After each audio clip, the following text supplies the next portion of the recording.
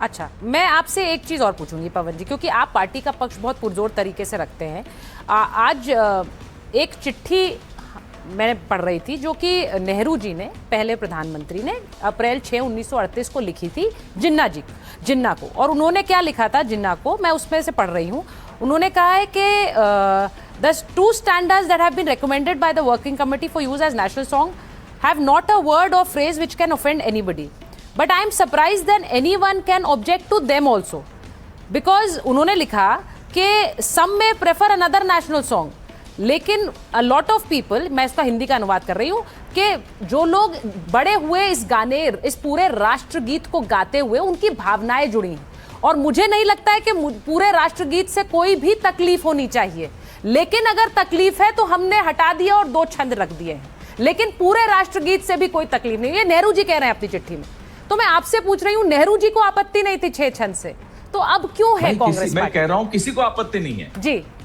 आप जबरन आप कुछ करेंगे साहब, हमने कह दिया पटेल गलत थे, नेताजी सुभाष चंद्र बोस गलत थे, इस देश के तमाम नायक गलत थे, और जो खलनायक जिसको मैं मानता हूं, ये आधा देश, 64% देश जिस व्यक्ति को खलनायक मानता है, वो कह रहा है कि ये सब नायक गलत थे, मैं क्यों मानूं? आप मेरे पर कनपट्टी पर बंदूक रख के कहेंगे पूरा गाँव नहीं गाऊंगा, क्यों?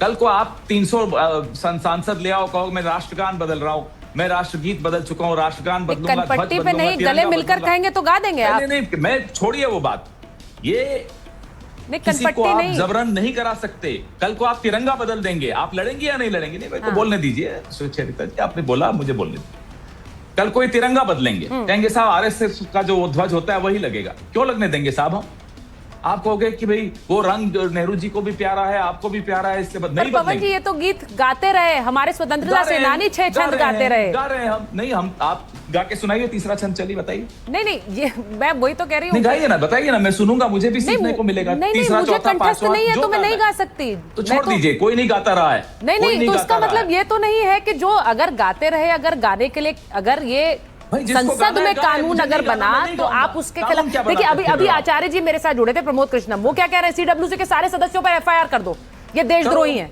करो ना। हाँ। उस वक्त भी तो की थी, अंग्रेजों ने हमारे खिलाफ कोई लाठियां कम बरसाई थी, आप तब भी उन्हीं के साथ थे, आज भी उन्हीं के, तो करो, हमें क्या दिक्कत है भाई? आप मुझे बताइए, दांडी यात्रा क्या थी?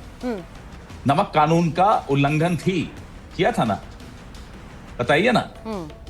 अपार्थीड के खिलाफ जो आंदोलन हुआ था, रंग आप इन्हें अंग्रेजों से कंपेयर कर रहे हैं? एक सेकंड, अब आ रहा हूं मैं, आप, मेरे को मालूम था आप ये पूछेंगे। प्लेसेस ऑफ वर्शिप एक्ट 1991 तो अंग्रेजों का नहीं है, ये तो भारत सरकार ने बनाया था, उसका उल्लंघन कौन कर रहा है आज? मैं आपसे पूछ रहा हूं, कानून है, उसका उल्लंघन नहीं, आप बताइए ना कौन कर रहा है? प्लेसेस ऑफ वर्शिप एक्ट 1991 का उल्लंघन कौन कर रहा है आज की तारीख में? बताइए,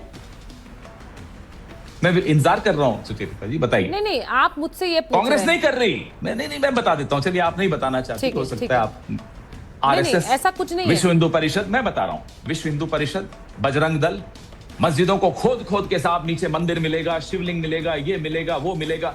हाँ। हो रहा है ना उल्लंघन, डिफाइंस हो रहा है या नहीं हो रहा? तो ये सिलेक्टिव डिफाइंस होता है क्या? नहीं, देखिए पवन जी, मुझे ऐसा लगता है कि ये उल्लंघन है या नहीं, इसको तो लेकर कोर्ट में होगी बात। जी, आप मुझे मजबूर नहीं कर सकती कि मैं पूरा गाऊं, लेकिन मैं आपको मजबूर कर सकता हूं, गृह मंत्री को, कि आइए संसद में जवाब दीजिए, पैलेट गन्स किसने चलाई? अपना काम तो करिए, जिस काम के लिए आपको वहां बैठा है वो करना आता नहीं, ढेले भर का। 21 दिन से लापता भगोड़ा गृह मंत्री इस देश ने देखा ही नहीं, इनफैक्ट अब मुंह खुला, तो ऐसे मुद्दे पे इससे लोगों का ध्यान शिफ्ट नहीं होगा साहब। ध्यान नहीं, तो आप लोग कोर्ट जाएंगे क्या? आप जाएंगे कोर्ट के? देखिए हमें जबरदस्ती गाने को कह रहे हैं, हम नहीं गाएंगे, ये संसद से कानून बना दिया, हम कोर्ट जाएंगे। हमें न कोर्ट जाना है न कुछ जाना है, हम अपना काम कर रहे हैं, हम असली मुद्दों पर इस सरकार को घेरेंगे, और गृह मंत्री कब तक बच के भागेंगे हम ये देखते हैं। भगोड़ा आदमी कब तक भागता है? आना ही पड़ेगा ना एक दिन संसद। पैलेट गन्स चलाने का आदेश आपने दिया था या नहीं दिया था, ये बताइए पहले आप हमें। और अगर नहीं दिया था तो कैसे चली? हाँ। नहीं दिया तो कैसे चली? दिया, इस्तीफा दीजिए। ये फंस चुके हैं, इसलिए वंदे मातरम के पीछे छिप रहे हैं सुचेता जी। ठीक है। पवन खेड़ा जी, जिन्होंने कहा कि जुड़े हमारे साथ और सीडब्ल्यूसी के फैसले के बाद वो कह रहे हैं कि हम इस पर बने रहेंगे, हमारे पास कोई कारण नहीं है कि हम उस 137 में हुआ उसके बाद सीडब्ल्यूसी में जो तय हुआ उसी पर बने रहें, हमारे पास कोई कारण नहीं कि उस पर ना बने रहें। बहुत बहुत धन्यवाद पवन जी हमसे जुड़ने के लिए। तो आपने देखा कि वंदे मातरम को लेकर ये द्वंद्व अभी खत्म नहीं होने वाला है। बहरहाल एक और द्वंद्व जिस पर बुरी तरह से बौखलाया हुआ है पाकिस्तान, आज उस पर माइक ऑन कर रही हूँ, आगे बढ़ रही हूँ। क्या चापलूसी में कोई कमी रह गई पाकिस्तान के?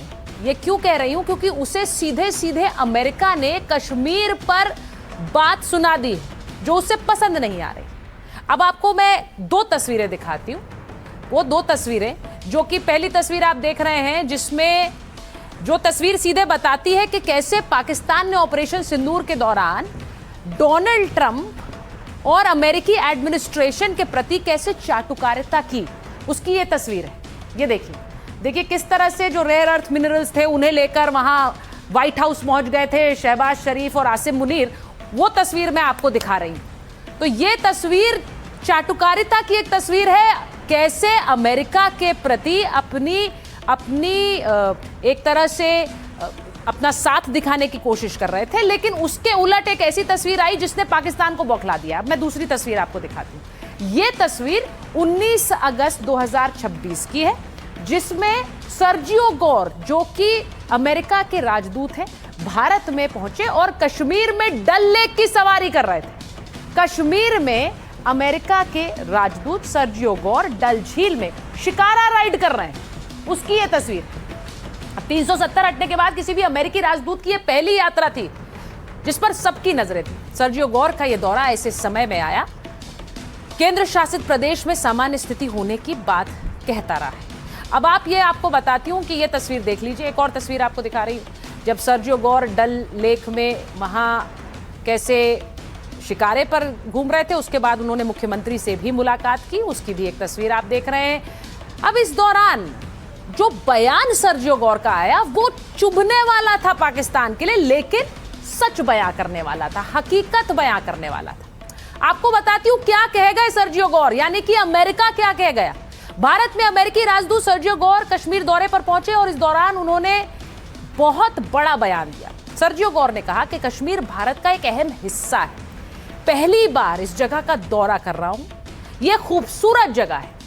अमेरिका जम्मू कश्मीर के लिए अपनी यात्रा चेतावनी की समीक्षा जरूर करेगा, क्योंकि वो खुद पहुंचे थे, तो उन्होंने कहा कि हम भी ट्रैवल एडवाइजरी में बदलाव करेंगे।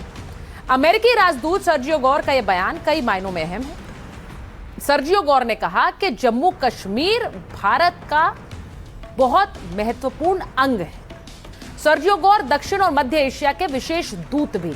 सर्जियो गोर को अमेरिकी राष्ट्रपति ट्रंप का बेहद करीबी माना जाता है और अमेरिकी राजदूत अगर ये बयान देते हैं कि जम्मू कश्मीर भारत का अहम हिस्सा है, तो ये सीधे सीधे पाकिस्तान की बौखलाहट बढ़ाने वाला बयान है, क्योंकि उनके बयान को आप एक तरह से अमेरिका का बयान मानिए। पाकिस्तान ने सर्जियो गोर के इस बयान पर ऐतराज जताया है। सार्वजनिक बयानों में कश्मीर की स्थिति का ध्यान रखा जाए, ये कह रहा है पाकिस्तान। मतलब आपने तो बड़ा बयान दे दिया, लेकिन इसमें तो हमारी फजीहत हो गई। पाकिस्तान ने इस्लामाबाद में अमेरिकी राजनयिक को तलब किया, भारत में अमेरिकी राजदूत के जम्मू कश्मीर दौरे का विरोध किया।